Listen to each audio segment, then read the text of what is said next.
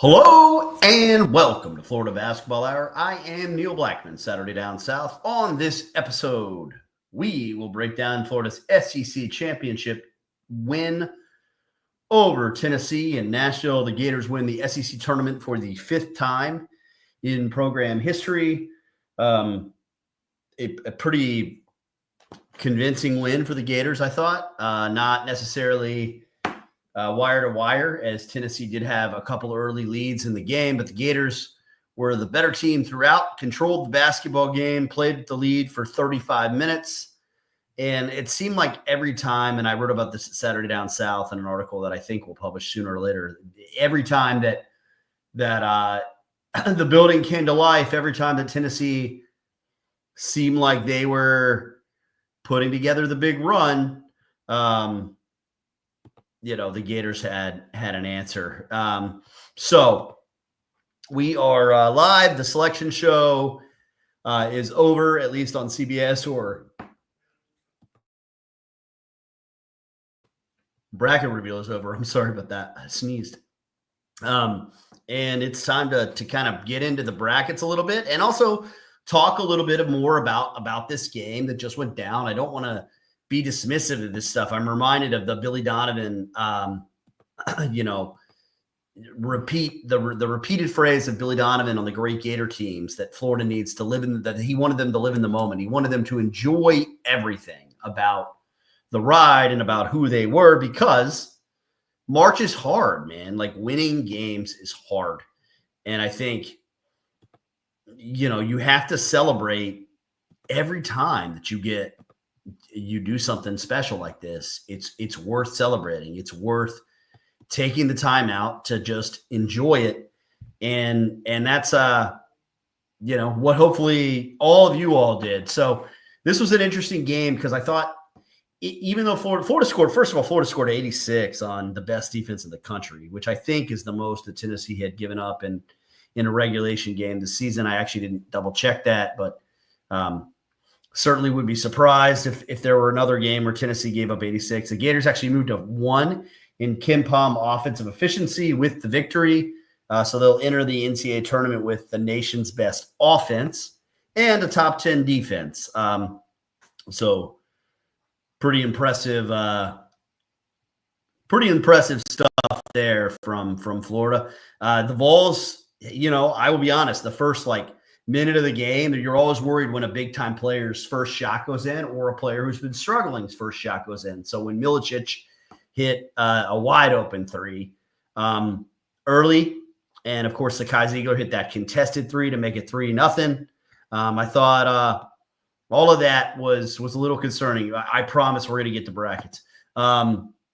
But, the Gators just kept having an answer, and it was Florida's ability to do what Tennessee does, to impose their physicality on the game, to really disrupt what Tennessee's guards wanted to do, both in terms of Florida did a couple different things. They top blocked some ball screens. They also fell into the gaps and cut off dribble penetration, but the Florida bigs did a great job of not over-helping and becoming susceptible to the lobs.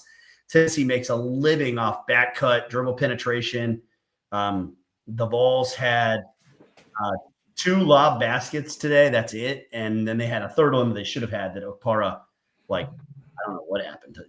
He just missed the dunk.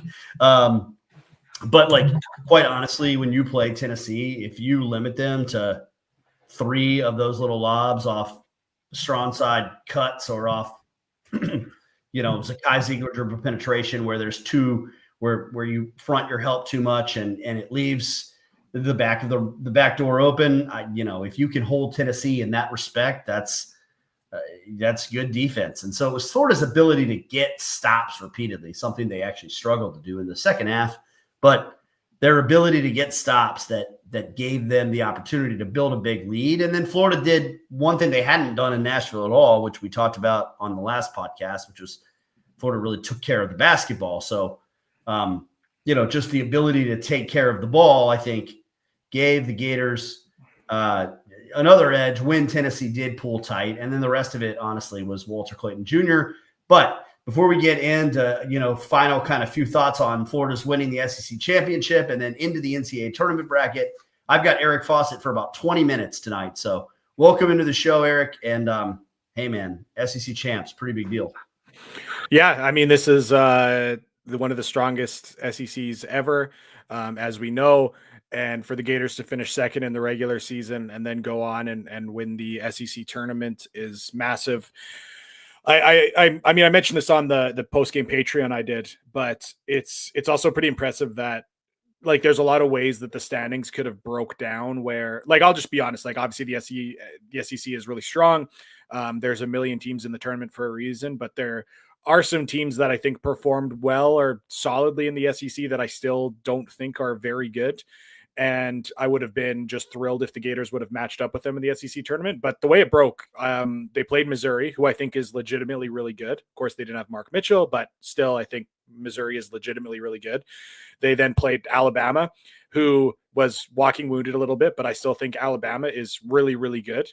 And then they played Tennessee, who I don't think is on the same level as a Florida or an Auburn, but I think they're really, really good. So Florida didn't get any breaks with teams that I don't think are great in the SEC.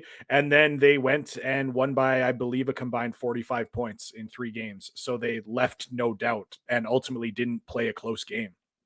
So it wasn't even just the fact that they won the tournament, but they won with with style points, leaving no doubt, and ultimately leaving no doubt in terms of the getting a 1 seed in the NCAA tournament. But I think it was an awfully impressive performance. And then the thing that I don't need to go into a whole bunch here, but if you want to, if people are interested in this, I would again push you towards the Patreon where I showed film and broke it down there. But I thought Tennessee played really well and Florida still clapped them. Yes. And I think that says something. And I also think that Florida performed admirably on the offensive end, which is something that, hasn't been the case even in all these games throughout the year where they have beaten good competition. And it's almost one of those things that I didn't even think I don't like watching it. I didn't even realize that Florida had 15 offensive rebounds or whatever they finished with. And I don't say that as like a negative, but there's just games where Florida's, you really feel when Florida has 15 offensive rebounds because they don't play particularly crisp offensively. And then they, Walter Clayton makes a bunch of outside shots and they get a bunch of easy ones off offensive rebounds. And I didn't even realize that the Gators had a bunch of offensive rebounds because I thought that they were really good with their first shot offense and were scoring really effectively. And then of course, when they, did miss a shot and got offensive rebounds, it was just an extra backbreaker. But I think that is my big takeaway is not that Florida just won the SEC tournament, is that I thought they played outstanding at, of course, the time of the year you want to be playing your best basketball.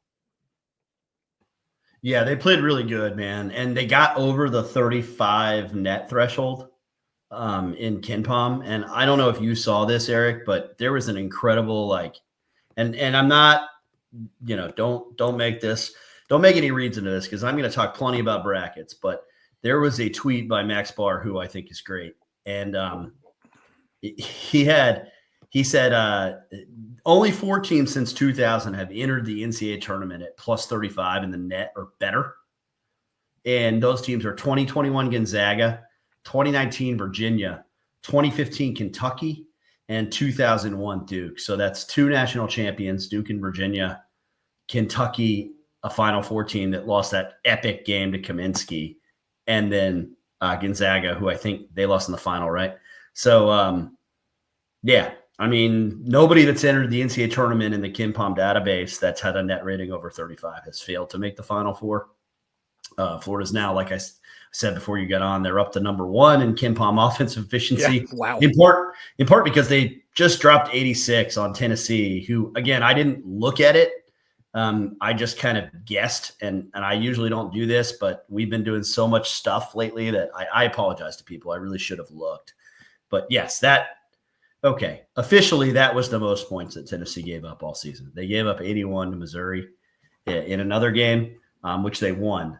But 86, the most points Tennessee had allowed all season. Zakai Ziegler was so upset that he didn't shake anybody's hand, which I have no problem with.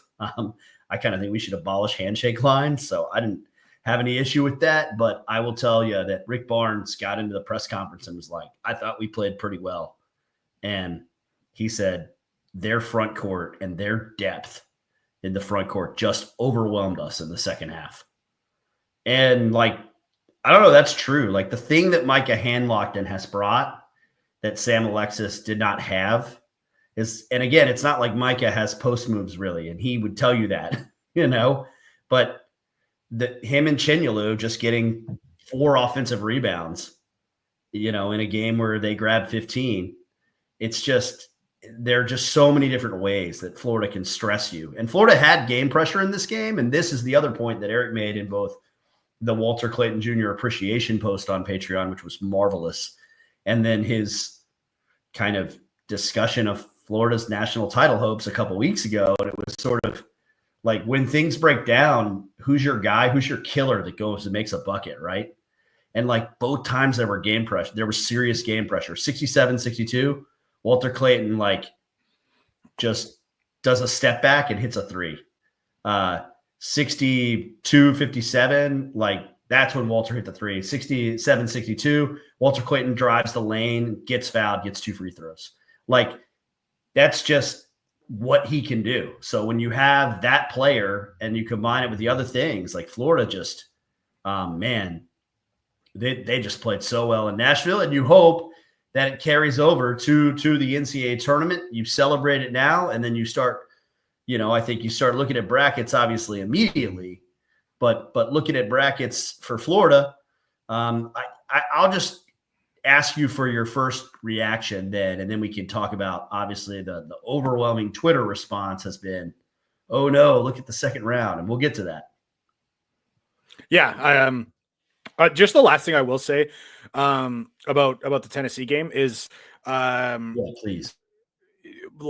So just because you mentioned Micah Handlogten, and again, there's been so many stories about, there's so many things to talk about with this Florida team. Like, we can talk about Walter Clayton all the time. We can talk about Elijah Martin after every game. We can talk about Will Richard after every game. The starting front court is always a topic. Thomas Houck off the bench always. So we have kind of missed talking about this, but I think by any metric, by looking at offense, by looking at defense, I think looking at literally every element of the game, Micah Handlogten is significantly better this year than he was last year. And just because he's coming off the bench and because Florida's so good in so many ways, I don't think it's been really discussed. But, and again, I laid out my case last year on a number of occasions, and it was never popular, of why I didn't think Micah Handlogten should be playing as much. I didn't think he should be starting, and I thought he should be used a little bit less when he's on the floor. People will know that if they're listening. He is infinitely better on the offensive side this year. It showed a little bit in the film today against Tennessee, where he was just such a negative every time the ball hit his hands last year. If he was not immediately putting it back for a dunk, things were going poorly. If he ever had to pass the ball or make a read, things went horribly.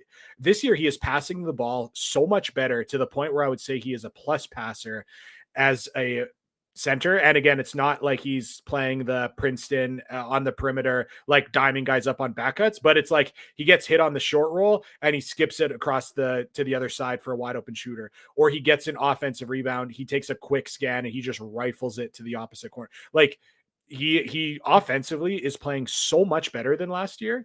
Yeah. And again, the point total, and again, he's not someone who needs to be posting up and scoring. He is someone who needs to be turning those interior touches to wide open threes for teammates. And again, I just think, I don't know if it is just the fact that he's unfortunately had to watch a lot over the last 10 months because he wasn't able to play, or whatever went into it. He is so much better offensively than he was last year. And I do think I just wanted to acknowledge that and give him a lot of credit. Yeah. And then defensively, I straight up think he's moving better, which is shocking to say because he's noticeably added weight since last year. He's noticeably came off a compound fracture in his lower leg, which one might think would hinder a 7'1" player's mobility. That's just not the case. He's moving way better on defense. Last year, opponents were scoring around him at the rim at an extremely high rate. That's way down, against small sample size, since he's been back and coming off the bench. But those numbers and the film are way better. Micah Handlogten is I kind of thought this man coming off a situation where with everyone knows what happened to his leg. I just didn't know what you could totally expect. I don't know the science behind it, but man, he's legitimately a better player this year than last year, and I think considerably. Yeah. And he's in a much better role. So, just wanted to shout him out because I realized that's just something we haven't had the chance to talk about. Well, that leads me to one other point I wanted to make about this game, sure. which was, and Micah has talked a little bit about it, and I have some audio which I really should add to a Patreon because why not? I have some audio where Micah talks about when he was out. A couple of the things he did was he said all he could do was sort of drills where he was almost like seated in a chair and he was just spraying the ball around because there's not a lot you can do, right, when you're not mobile and you can't take physical contact. And then he was effusive in his praise for Victor Lopez. And I've got to say, this is actually perfect because go to patreon.com/Florida BB Hour and subscribe. Pay, whatever, $3, $5 gets you access to most everything. $5 gets you access to everything. It's the NCAA tournament. I think Florida's going to be around a while, to be honest. Enjoy it. These seasons are really special. They're really rare. And I don't think, and it's not a knock on like other writers that have covered this team. It's just the sheer types of content you get at the Patreon is very much worth that expenditure. So definitely go please and subscribe. And thank you, CJ Gator 3 for the message. We really do actually appreciate that very much. I gotta say, he just said, thank you, Neil and Eric, for everything you do. It's been a magical ride this season. It has. And I write about this a lot. I'm not trying to be cheesy or sentimental about it. These seasons are unusual. You could be really good. You're not usually this good. And it's hard to win championships. So enjoy it. But Victor Lopez, and this is the point of this and where it ties in, is Eric was one of the first ones who was saying he thought late in the Donovan era, maybe not even the Donovan era, but certainly in the White era, Florida had guys who were strong, but we wondered a little bit about the conditioning of the basketball team. The Gators would wear out late in games. They had guys who weren't necessarily in great basketball shape. This team just played two uber physical teams and Alabama, the fastest tempo team. And they did not look worn out. Will Richards' turf toe, I think, was bothering the hell out of him today. Honestly, you could tell he was grimacing when he was walking. And so good for him. Toughness award and stuff. But the strength and the basketball shape that these guys are in is a testament to Coach Lopez. And I think yet another assistant that deserves a raise. I've kind of been on the path for that. And if you think that it's me using a journalistic platform to advocate, of course I'm advocating. I like covering teams that are really good, right? So pay coaches that do a good job. That's not that complicated. There's no reason Florida should be 11th in the league in salary pool. That's embarrassing. So get it better. And those of you that have the ability to pay for players that contribute to NIL should continue to do it because it's obvious when this staff, they know what they're doing in terms of roster construction. Whatever you think of their X's and O's and scheme and all that stuff. And Victor Lopez did a great job, and that was great today. So the reward for all this is a 1 seed. We're going to talk a ton of NCAA tournament. Most of our stuff will come up at the Patreon first. So go to patreon.com/Florida BB Hour and subscribe. Eric, you're just initial gut reaction when you saw the bracket. Yeah, I thought there was still craziness overall. I think it happened fairly early with North Carolina getting in a play-in game, and you kind of knew that things were incredibly drunk from there. So I just to be honest with you, since I'm probably only going to be on for 10 or 15 or 20 more minutes. Just talk about Florida's bracket. Yeah, that's okay. I didn't know if you had general bracket takes. I'm I better focus in here. First of all, Norfolk State has one of my favorite coaches in college basketball in Robert Jones. He is unfortunately the face of the young black coach who is doing amazing work and just can't get a better job. And there's a million stories around it. But Robert Jones, who's only 45, yet has been at Norfolk State for 12 seasons, has done just incredible work there. So let me just read out their finish in the MEAC for the last 7 years. First, third, first, first, second, first. So in a league that is extremely transient with players, in a league that's very transient with coaches, in a league where it is just very difficult to build anything with consistency. Robert Jones at Norfolk State has been just tremendous. I do think this is finally the year that Robert Jones gets a better job. But my first thought was, one, it's like, I do think that Norfolk is better than some of the other 16s. So I'm not saying the Gators got screwed, but on that sense, but it was one of those things I'm like, well, that is one of the better 16s. I would have rather a couple of other ones, but at the same time, I don't think it's a team that's going to be able to push the Gators. And, but it's also, I'm really happy for it because I think a lot of Florida fans are going to get to learn about a coach named Robert Jones, who is really, really good at what he does.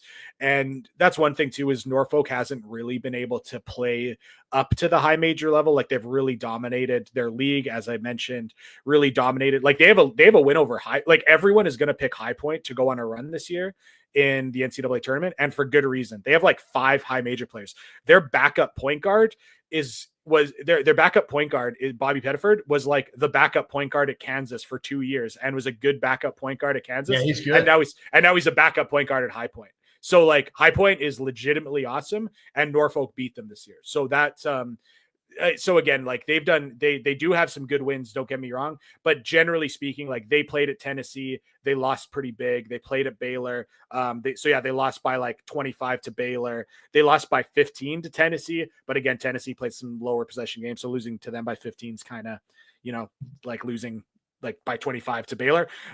They did lose by only 7 to Stanford, and actually were leading in the second half, but they are a team that, unfortunately, they're not, while I think that Norfolk State is awesome, they're not equipped particularly to go play up and compete, which is again, they play a little bit of I don't want to say a novelty style, but they'll throw a whole bunch of junk defenses at you.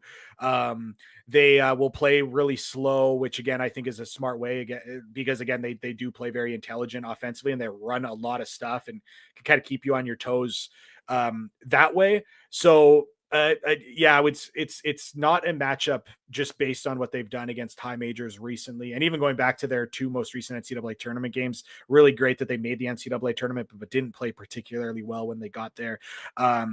And it's that's going to be, a concern for Norfolk State fans, but it's also worth noting that they do have like decent size for a kind of low major team. They bring 6'11", 235 off the bench, and it's one of those things that, like, you can look at their size and their length and bulk in terms of what they're listed at, and it looks like, okay, they've got 6'11", 6'10", and 230, and 6'8", 230 at the power forward spot, and the guards are okay size, but like, it doesn't do justice to, like, when you watch them play, they are incredibly, incredibly physical. So I think that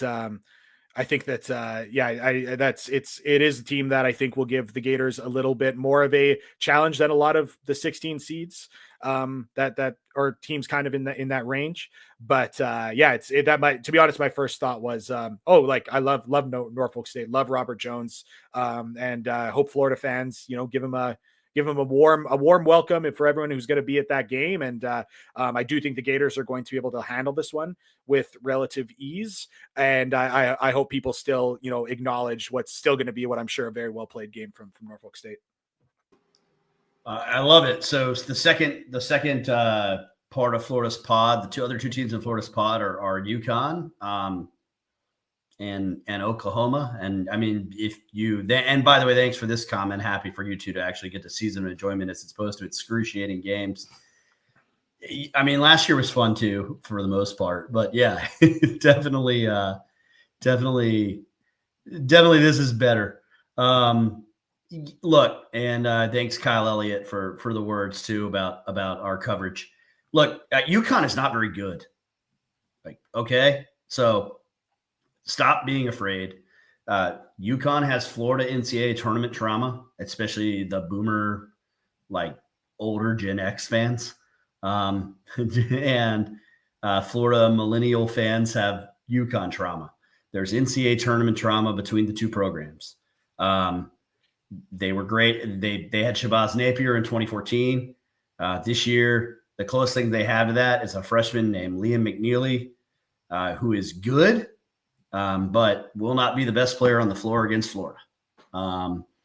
And they don't guard very well. And then I think maybe the most instructive thing to me about UConn, Eric, is that every time they played anyone in the Ken Palm-ish top 30 area, they have gotten mollywopped, with one exception, being the first game against St. John's, which was a 6-point game. And remember, St. John's plays like low possession games that, they don't play very fast. And in that game, just so there's perspective here, UConn led that game 26-10. They led it 26-10 and then lost 68-62. St. John's outscored them 58-32 down the stretch. And that was in Gamble. So they're not that good. Florida matches up well with them. Florida is better than them. I'm not even sure they beat Oklahoma, to be honest. They don't guard very well, and teams that can shoot and score at a higher level, that's what they ran into in Maui when they lost to Colorado. Oklahoma is going to be a problem for them. They have no one that can really defend Jeremiah Fears. They might be able to beat Oklahoma up on the glass like everybody does, and maybe they survive that way, right, Eric? But I don't know. I don't think that's a scary game, and obviously I think Florida in a rematch with Oklahoma on a neutral floor. Obviously, Oklahoma will be thrilled to not play in the O-Dome again, but not a team that frightens me for the Gators either. No, it's one of those things that they're that seed for a reason. You know what I mean? This is one of those instances where the 8-9 game is almost always reserved for high major programs that didn't play particularly well this season. And that's kind of the case with UConn. And again, I do think that that's something that just strikes me about UConn, is that they just don't look particularly talented.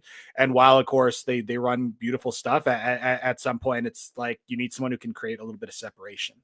Looking at the rest of the bracket, Texas Tech is going to be would be an interesting game, just because Texas Tech is pretty skilled, pretty up tempo, can space you out. I have mentioned previously that I think that St. John's is a very good matchup for the Gators.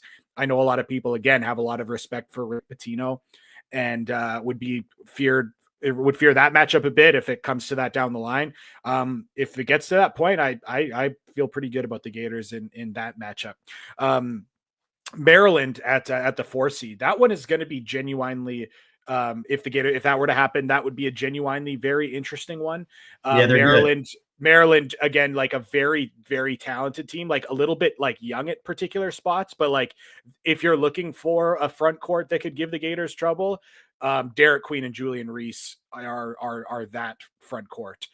Derek Queen being 6'10", 250 freshman, who has great touch, extremely bouncy, can get up, can run like Alex Condon in the full court, but is much more explosive, really skilled. Julian Reese, again, that's a player that people might be familiar with. He's been around for forever, but again, just big, physical, 6'9", get to the foul line and just drop step around people and carve out space. That would honestly be one of the best front court matchups. And then Jacoby Gillespie, a player that the Gators once had some interest with at point, is pretty shifty, pretty crafty point guard. He was a transfer from Belmont. So looking and again, it's one of the things that the Gators are a 1 seed for a reason. So inherently, not a lot of the matchups with teams that are inherently. Oh, and I even see there was a Maryland comment now that I go back, but I'll be honest with you. I think Maryland might be a scarier matchup than a Texas Tech, who's the 3 seed, or even the St. John's team that's a 2 seed. So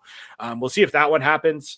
Generally speaking, it's not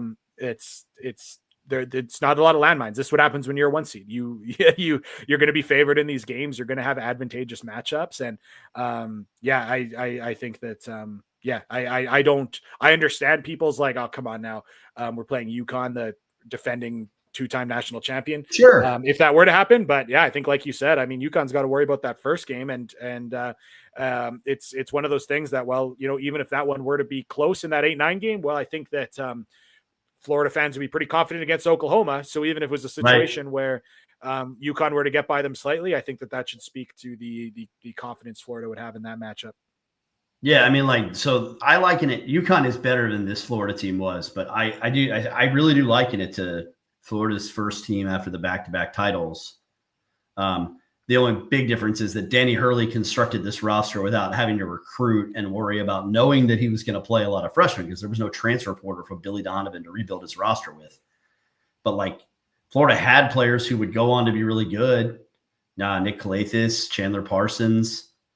But if they had gotten into the tournament instead of being a 1 seed in the NIT, some fan base would have been like, oh no, there's Florida, and it's name, and then it's PTSD for our fan base, I think, because it's not what they're putting out on the floor. The Crab Five definitely scares me. Julie, they had an All-American campaign for Jacoby Gillespie and for Derek Queen. They were aggressive with their emails about those, and then Julian Reese is just a ferocious competitor. He is like a Condon type warrior under the basket. He's Angel Reese's brother, so that might give you an idea or some insight into his level of I'm not afraid of anything at all that he plays with. They're really good. They only have 6 players, and so Ed Quickly is totally on top of this. They play 6, man. They ride or die with the Crab Five. The thing is that the Crab Five are really good. St. John's, they're interesting to me. I'm a little more afraid of them than Eric is. A sub point, probably some Patino PTSD with the Billy Donovan Florida teams there.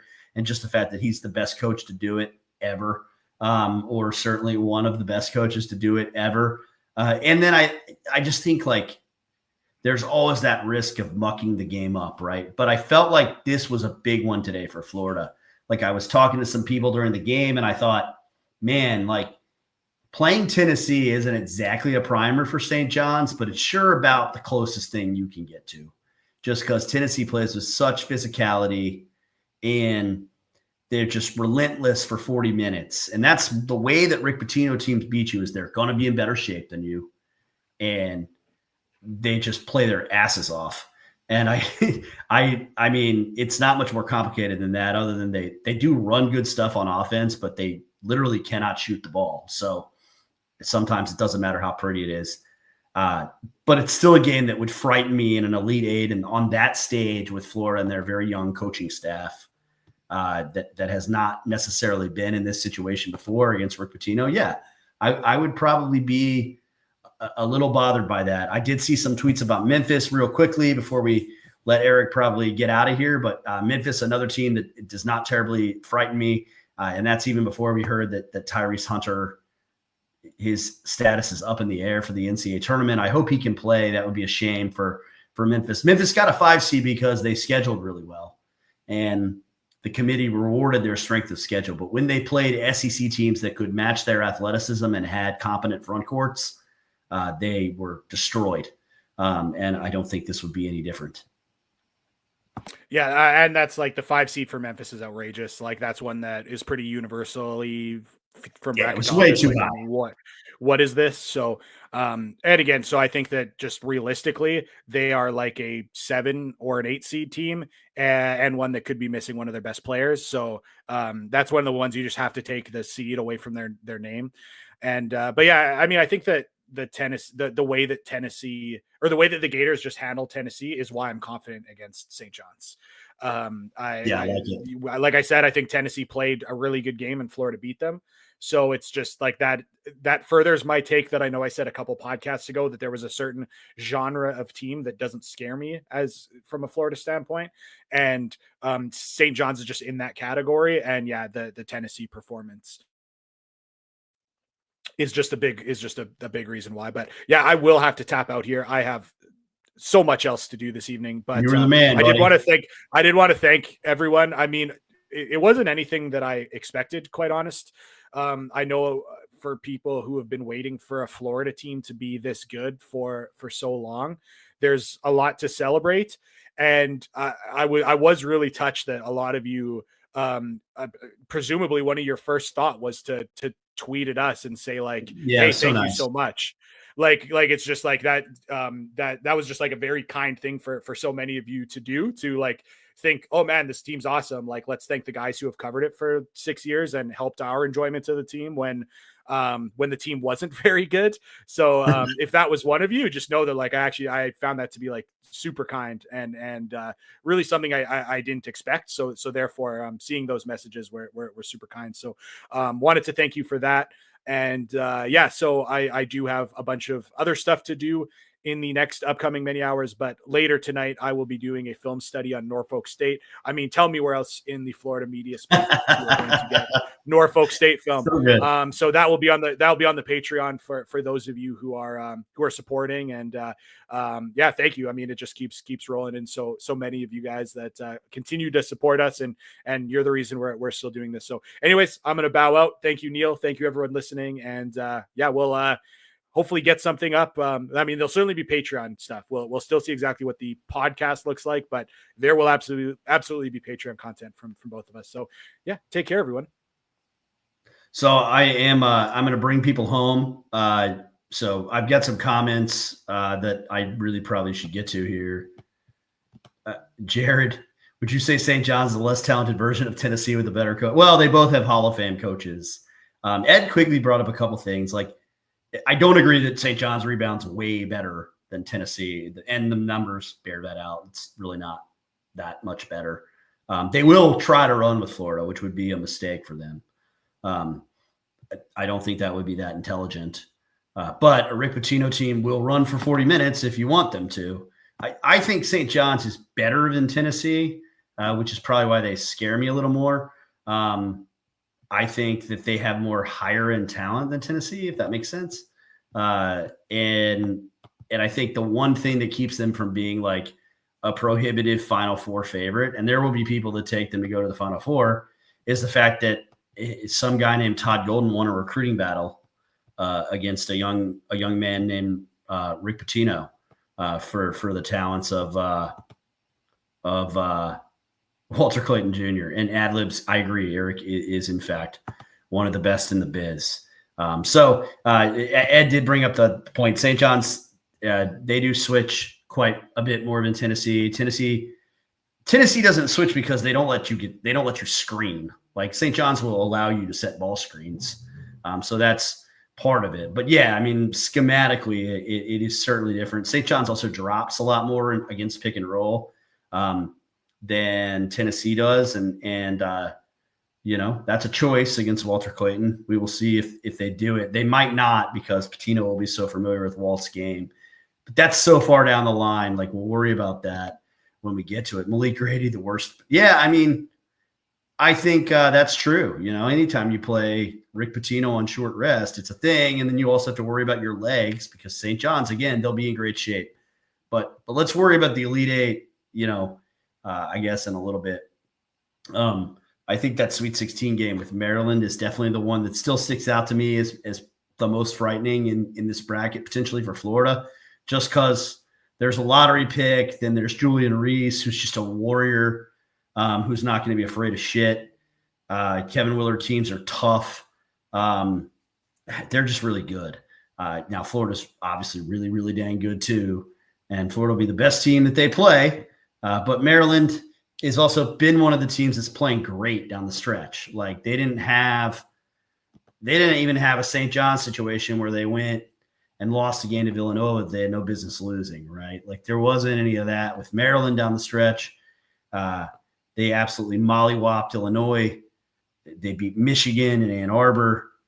They played a absolute knockdown drag out with Michigan State in February, lost it, and then they lost at the buzzer to Michigan, who just won the Big Ten tournament. So clearly, Maryland is on fire. They're really good. So that kind of stuck out to me from my like kind of first bracket perspective. I'm not sold on UConn. Our front court would give us, I mean, that look, McNeely is special, right? There's a reason that Blanco and and Pastrana were trying to get him in Gainesville like banshees. But they – and Terrace Reed played really well against Florida last year. A lot of you will recall that at the jump man. I think he had 14 points, about 7 rebounds. Got in foul trouble, and it was a huge deal. Kind of helped Florida come back in that game. But he's like their most competent player underneath the basket. Karabon is a guy who has struggled some this year. He's obviously had some monster games. But honestly, like, Karabon was a tough matchup like the last time Florida played UConn, right? Because they just had so many tough matchups for the Gators. And Karabon thrived on those teams that had Klingon and Cam Spencer and that really spread the ball around and could run specific stuff for Karabon. But, like, he's kind of a less good Tommy Houck, to be honest, less athletic, less strong. Not that worried about him. Kyle Elliott asked, what are my updated thoughts on our chances of keeping Golden in Gainesville? Todd's not going anywhere. It would be very surprising if Todd Golden left the University of Florida. Certainly will not leave Florida for the Indiana job. Doesn't like the cold, doesn't think it's as good a job, and has the NIL he wants here, does not have the staff assistant pool money that he deserves. And they need to pay the staff better. I think that will happen. I think Scott Strickland, who's a listener to the podcast, knows that the time has come for that to happen. And, the guys that I would immediately give a raise are Carlin Hartman and Jonathan Sapphire. One integral in our front court development, one integral in the construction of this roster. But other people deserve a raise too. You don't want Kevin Hovde to take the Columbia job or wherever else he gets an offer.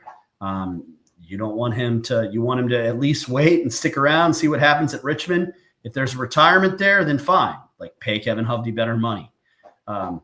Florida has to get competitive on salary pool with the elite teams in this league. And hopefully this season is a lesson, right? And one reason I keep saying it's special is you've now seen what happens when Florida has NIL resources and a staff that can put together a roster effectively. So the lesson should be, invest in the program, give them the resources they need to succeed, pay the staff, and try to keep them together. And if you do that, I think Todd Golden can certainly build something special here. More plaudits here. CJ, thank you, Eric. Gator Nation, appreciate you. Bull Gator chiming in there as well. I think that's absolutely true. Bob Crosby, how did we end up in the West? Bob also asked how UNC got in. I have no idea. That's preposterous that they're in. And I feel horrible for a team like UC Irvine that no one will schedule that team. And so because no one will schedule them, they lose a heartbreaker in the Big West tournament, and they don't get to go to the Dayton, but Texas does and North Carolina does. What are we doing here? Like, what are we doing? Boise State is not an NCAA tournament team. You watch Boise State play basketball and you watch Texas play basketball all season, and your conclusion and takeaway was that Boise State didn't deserve to be in the tournament, but that Texas did. Like, am I watching the same sport as you? I don't feel like I am. But did you guys see, you gave San Diego State a bid in the latest evidence that conference tournaments don't matter, but Boise State absolutely embarrassed San Diego State on a neutral floor this week. Like, just, I mean, come on, guys. Again, what are we doing here? I have more gripes with the job this committee did than I think I've had in a couple years. So that's kind of my so sorry. Those are my takeaways. At least initially, just looking at that part of the bracket. And yeah, I mean, look, it's supposed to be hard. The Gators, are really good. They can beat you in a bunch of different ways. We saw that this weekend, right? We saw Florida win a rock fight type physical game. It wasn't a rock fight because Florida's offense was so good, but Tennessee wanted it to be really bad. We saw Florida sort of overwhelm a team with high level offensive execution as they did to Missouri and as they did to Alabama. We saw we saw Florida dominate two teams on the glass. And then we saw Florida win a game where they had 17 turnovers and got crushed on the glass in the Missouri game. So Florida, their optionality in terms of how they can beat you so many ways. It's not just the fact that they have the best backcourt in the country. We've now got Rick Barnes talking about Florida having the best front court in the country. It's amazing to me that it's amazing to me the development job that they did. It's not just a roster construction job. And again, it's an important point I made, and it's one that hopefully will resonate with some people. But I've seen a lot of tweets about, oh, this is such a talented team. Of course they're good. Or their second five is a top 25 team. And hey, maybe some of that is accurate, but this was not the perception of this program entering the season. Like Torvik, 36, I think. Malik will correct me if I'm wrong. I'm operating off the top of my head. Evan Mia had him out of the top 30 in his preseason rankings. Florida was barely in the AP top 25 when the season started. This was not an expected thing. What this was a victory in roster construction and a victory in player development. Florida won the Alex Condon evaluation, not because they got Alex Condon or were one of three teams to offer Alex Condon. It's because when they evaluated Alex Condon, they saw a guy who hadn't played a ton of basketball, and they thought, we can develop him. It's the same reason that Joakim Noah, with 4 Power 6 offers, right, was a splendid evaluation and a recruiting battle that Billy Donovan was really worried about before signing day. Because he said, if I lose this guy to Georgetown, it's not going to be great. I need this player. And there was no other coach in the country that was like, I really need Joakim Noah other than John Thompson III and Billy Donovan, right? So these are things that you have to understand. Like, that's why this team is what it is. It's because the evaluations are the evaluation, but they got them right. And then they got them on campus and they helped them get better. So that's what makes this staff special, is the merger of their ability to do high-level evaluations, to integrate modern analytics into what they do, and then to develop kids. I think you have dictate how the game goes, which may negate Pitino's experience. I think that's true. Like, the biggest thing for Florida, and everybody keeps wanting to talk about St. John's, and I'll answer this one. Like, the biggest thing for Florida is just like, don't get behind. Or St. John's can dictate the game, but yeah, so that's a good listener question there. Pitino's a more seasoned coach, but Golden has his team playing well in multiple ways. I think you have dictate how the game goes, which may negate Pitino's experience again. Yeah, I agree. Florida is probably a team that, as long as they stay ahead of St. John's, is fine. Not that Florida can't come from behind, but if you want to dictate the game, it's easier to play from ahead. A fast start would be good against a team like that. Does Memphis get past a hot Colorado State? I don't know. We'll see. I mean, we've also seen teams from the Mountain West get super hot and then go into the NCAA tournament and lay giant eggs. So, like, yes, they have been really good since they lost to Utah State in February. They have won, 10 in a row? Yeah, I mean, that's awesome. It will be fascinating to me, I think, to see, what happens when they play an overseeded Memphis team. Does their hot streak continue, or did they just kind of get on a heater in league play, and does the Mountain West kind of continue to underperform in March? I don't know. If I were betting on a 5-12 game, I would want to know, how is Tyrese Hunter, right?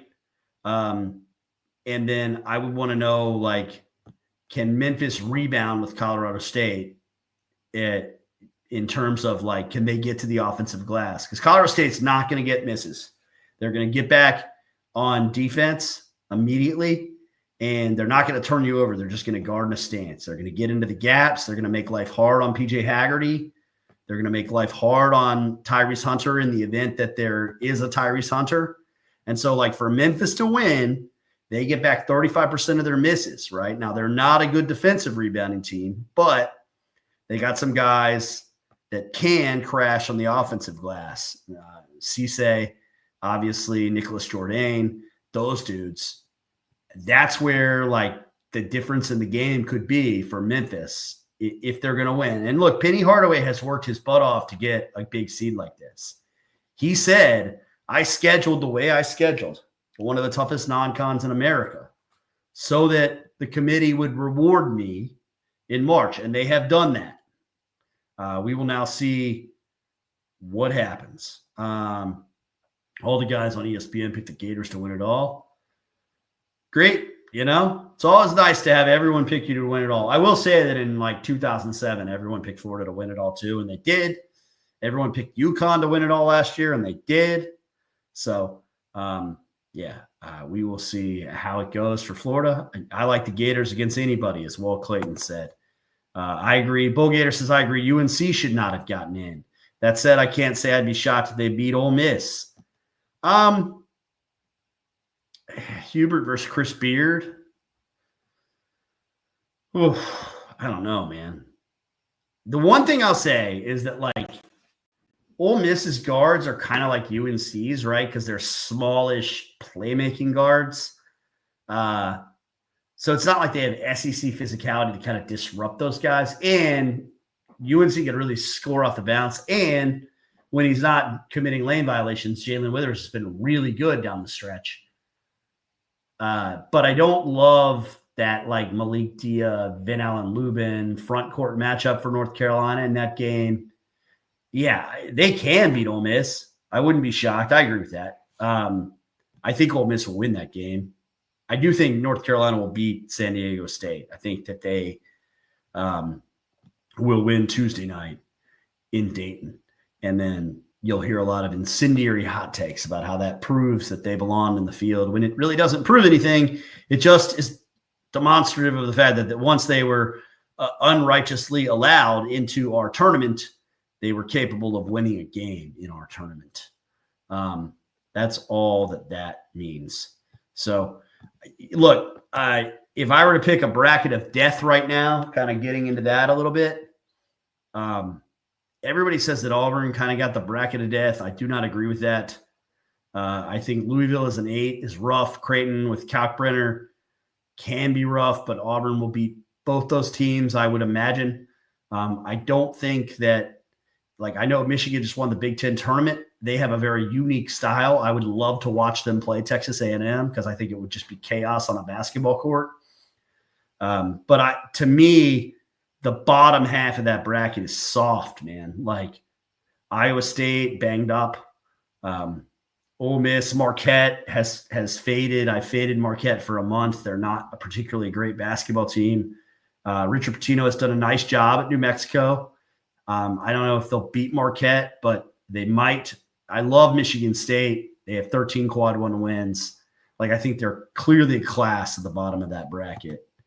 And they also have the man that the month is named after, Tom Izzo, on their sideline. So I love chalk in that bracket, man, which to me is a sign of a bracket that won't have a ton of chaos. The chaos bracket to me looks like the Midwest. Like, I think that could be an absolute shit show outside of that bottom pod where I expect Tennessee to get to the Sweet 16 pretty easily. Like, Kentucky, if Lamont Butler can't play, could absolutely lose to Troy. Illinois versus Xavier. Xavier can absolutely beat Illinois. Texas can beat Illinois because they have talent, even though they don't belong in our tournament. High Point, Eric already talked about them.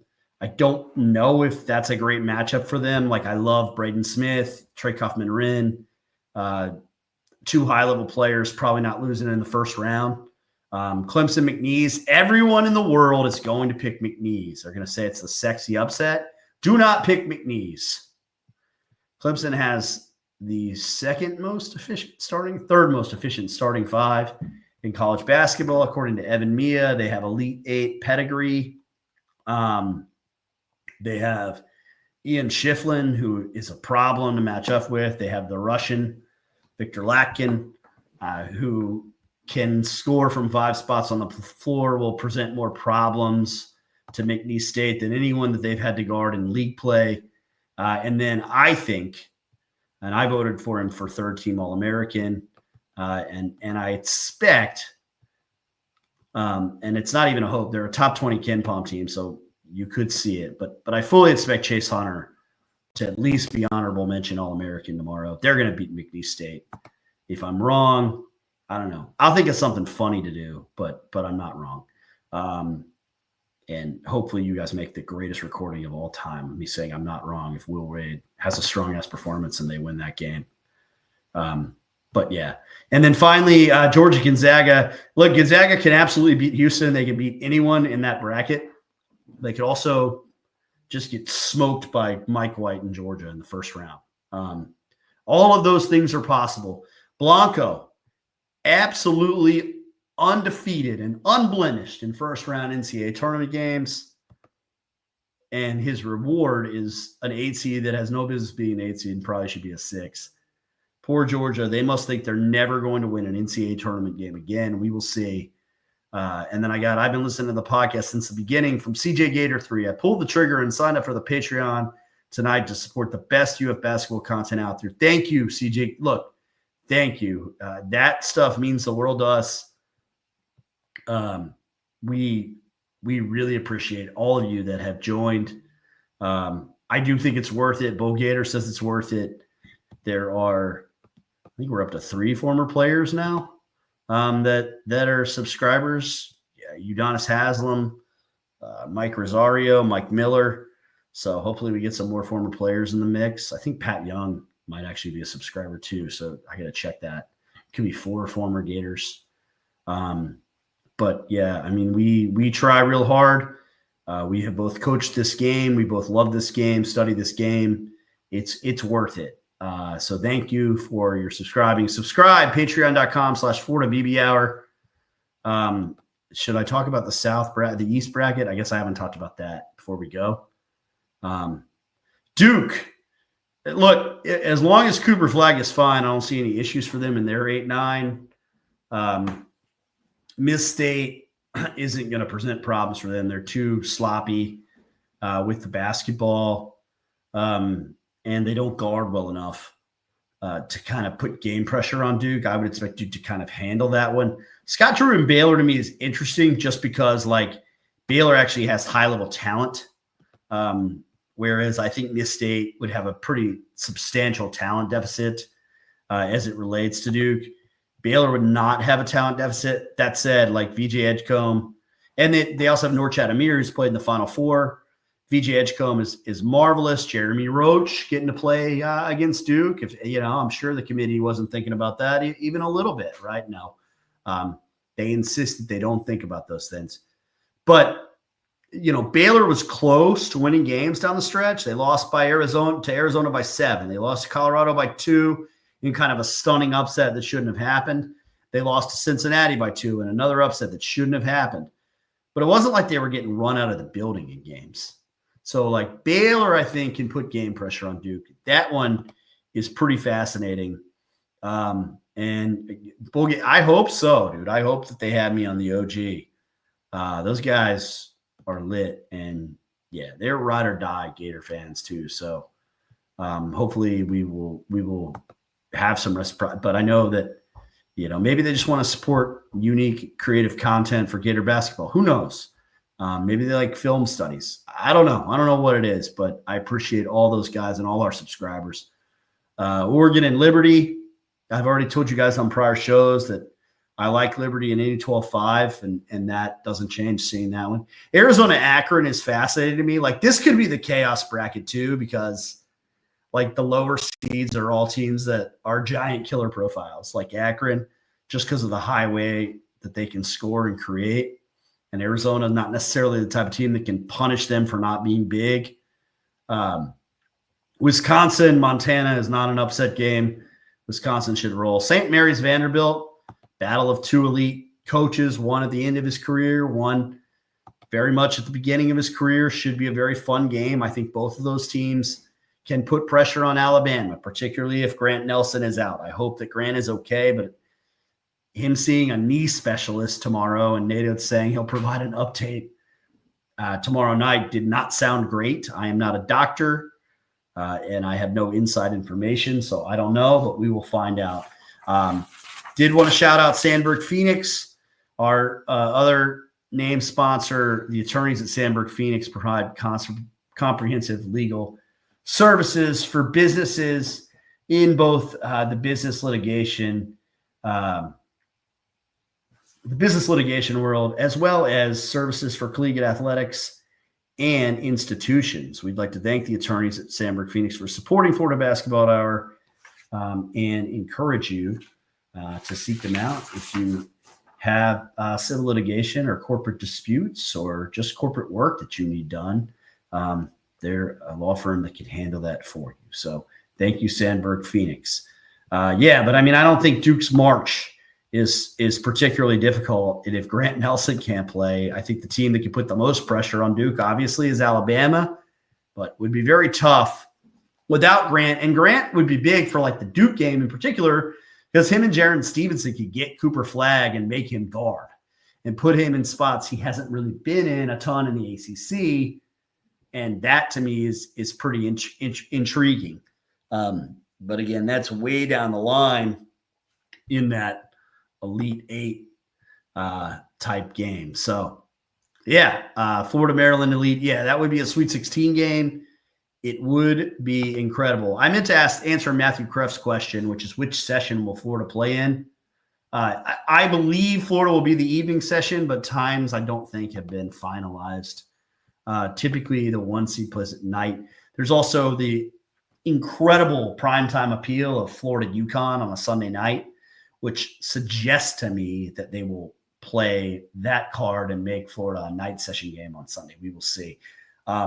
I will not be tweeting the Sunday game from the account. You all should know that, assuming Florida beats Norfolk State. It is my I've talked a lot about my daughter with autism. It is going to be her birthday celebration.